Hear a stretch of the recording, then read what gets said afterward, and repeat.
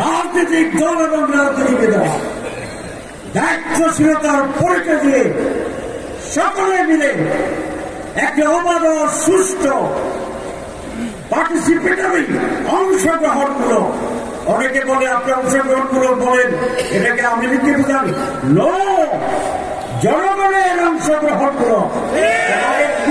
জনগণ আসতো বুথেরা আসতো, ফেতনি আসতো, শয়তান আসতো, ব্যালট বাক্স মানুষ সারা ভর্তি হয়ে যেত।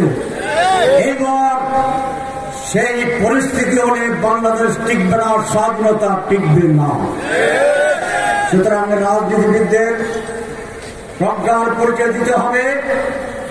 দেশের জন্য যেটা করলাম সেই ব্যাপারে আসল আলাপ আলোচনার মাধ্যমে আমরা একটি নির্বাচনের সুষ্ঠু পরিবেশ তৈরি করার জন্য উদ্যোগ গ্রহণ করি। আমি সরকার প্রধানকে বলবো, এটি আপনার মৌলিক দায়িত্ব। আপনি মালয়েশিয়ায় করেছেন সুষ্ঠু জাহাজী নির্বাচন করবেন, এটা মুখের কথা, তাহলে আপনি সেই ব্যবস্থা গ্রহণ করুন। লেভেল প্লেইং ফিল্ড তৈরি করুন।